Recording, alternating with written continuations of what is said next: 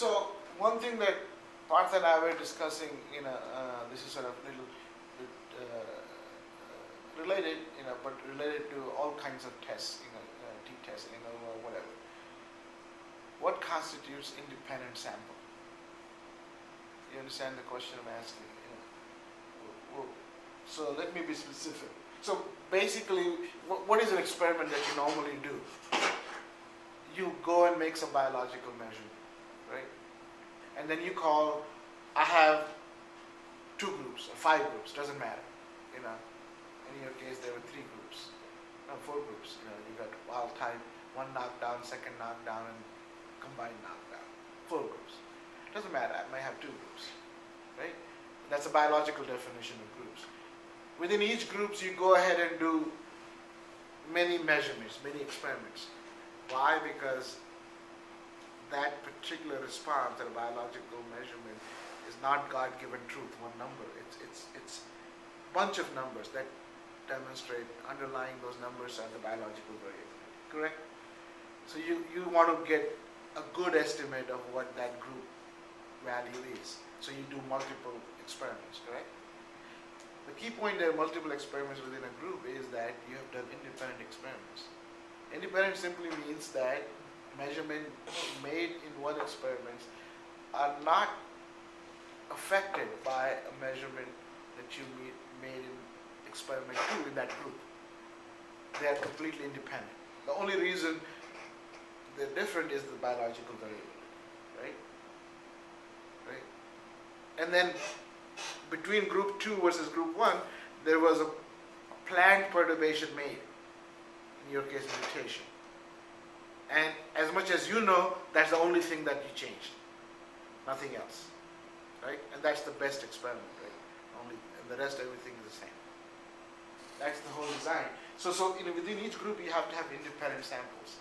So oftentimes it becomes hazy. So let's take an example where I just took what we do many times. We want to understand cardiac muscle contraction in mice. And the experiments Steve is doing is in isolated muscle strips. This is where he takes the muscle strips and make measurement, forces and stuff. Okay. Now, this is, if I tell you he got 10 muscle strips from 10 separate animals.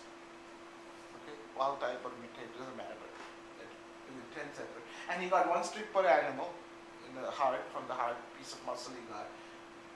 So the question I have is, those 10 measurements, are those independent samples? What would you say? So each animal yielded 1 muscle strip on which he made measurement. So you'll say, right away, there is no hesitation here, right? Right? What about this? Because the heart is very big. Muscle sample he needs very, very small. Right? Each heart can give you multiple samples. So he did this. He got 10 muscle strips, but this time they came from 5 separate animals. Each heart of a given animal gave me 2 little pieces of muscle. He repeated the experiment, exact same thing. Are these 10 independent samples or 5 independent samples? 5. Why is that? Why is that so clear? Because to be an independent sample, because one of the strips genetically, like if you think genetics is what's causing it, whatever difference you're seeing, then that other strip is not genetically independent from the first strip. Like you get 2 strips, one of those strips is not genetically independent from the other strips. So you're focusing animal as a unit, right? And as long as it came from the same animal, you feel that those 2 muscle strips are related to each other more than what you were willing to accept. Right? That's the key, right? Sometimes not that clear. You go to your domain. So, but what if I tell you that each muscle has 2 papillary muscles? That each one of those strips came from different papillary muscles. Oh yeah, that's a good point. But they're still the same genetically animal. related, aren't they? Same animal. But if you think about it, the inbreeding of the mice is such that almost all the animals are typically genetically, you consider them genetically identical. I mean, the inbred mice. I mean, all But mice a strains are particular inbred. But a particular mouse will have its own diet.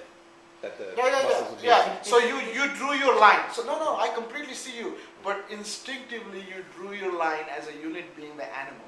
There's nothing wrong with it, right? You drew that line for whatever reason, right? Not that one left papillary muscle or right papillary muscle. Right. Correct? Correct? Right. Okay, now go to your experiments. So the considered experiments of cell motility, and experiments are done using cell culture. Right? Okay. So 100 cells were measured in 100 different cultures, distinct cultures. One cell taken from each of those cultures.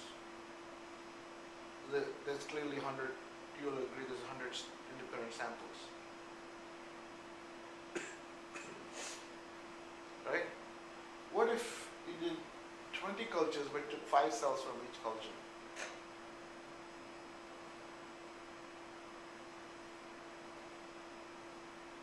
Or these cultures were done, you do freshly isolated cell cultures from animals, or these are all more immortalized like cell lines? Most of the time, immortalized itself. So what I was thinking in terms of these cultures, I was thinking in my animal mode. You know, these 20 cultures, 100 cultures were done from 100 animals. You took and you cultured them. Pretty much all the cells come from one source. Like we could split this off into millions. Yeah, They all so come from the same the point is now, here it was so easy to draw animal as a unit and think about in those terms. What is a unit here? Where would you draw your unit concept? That if samples came from the same unit, you would be very uncomfortable calling them. So what is a unit in this thing? So I don't have a good answer. I mean, the point is, you'll have to sort of come to terms within your own domain, you know. So how would you call a unit in your system? That if you had made measurements of 2 cells from the same unit, you will not call them 2 independent samples. So in specifically, you do cultures. Now, if you derive from the same source, you did culture today and culture next week, and you made measurements from some cells today's culture and next week's culture, you will be happy to call them 2 independent samples, right? But what about if I had made 5 cells from today's culture? You would not. Would I consider one cell from one side of the dish to be different from a different No, cell? we can go down that path, you know. Yeah. So how do you? So I'm trying to understand now.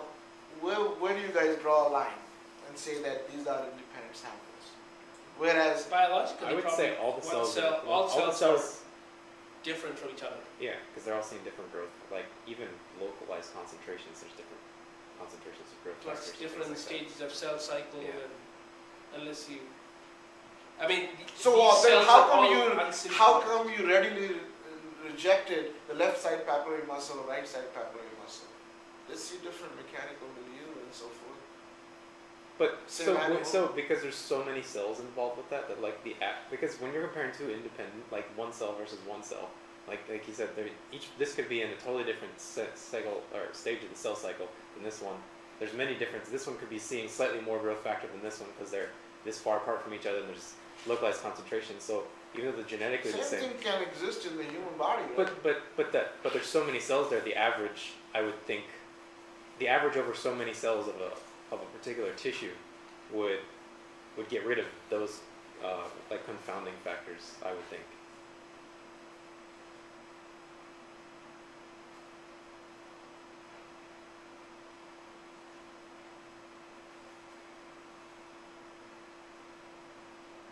I don't know. I mean, if there is a reason to believe that at one cell that you measured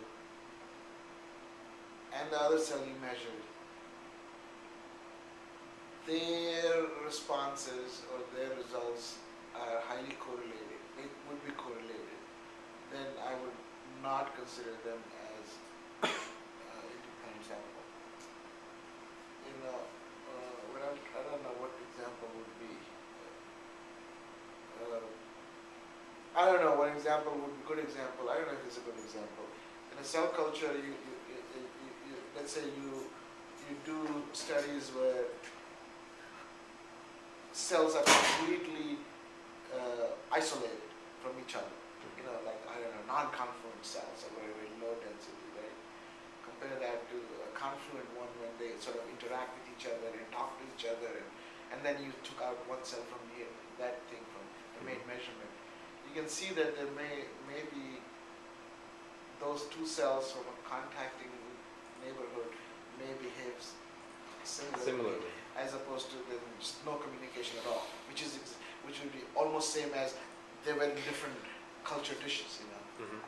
I mean, I'm just making up a story, right? So I think the answer here is very much you have to sort of think about it up front. What constitutes? Because many people in this culture thing, they don't like to sort of call the second one as 100 cells. They like to call that as 20 cells. They will take those 5 cells of that one culture, you get 5 numbers, average those numbers, and that's 1 point. And then there will be other 20 points. And then your group comparison is based on 20 points. I don't know. So That's for some utility or like a I don't know. I mean, I've seen that in general, you know.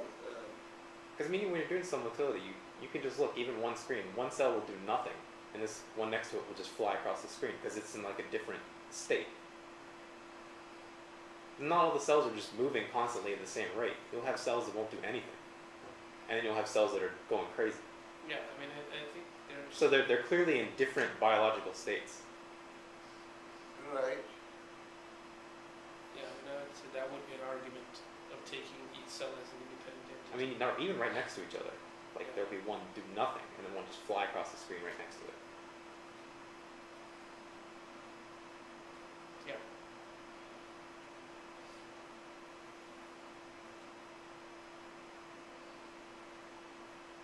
But why wouldn't that apply to the left side papillary muscle, right Yeah, side? I think it should. You know, so because they also maybe different things, they see different things, they're different states. But this is an important thing, you know, what is an independent? Because that's very clear that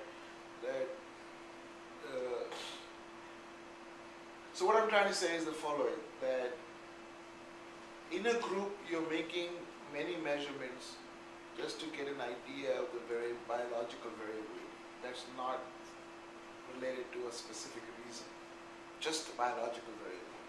And therefore, when you compare group 1 versus group 2, you can be meaningfully comparing the difference between the groups in relation to the biological variability.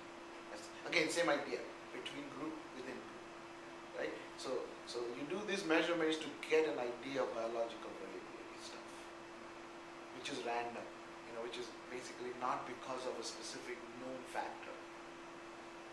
Correct? That's the goal of doing this multiple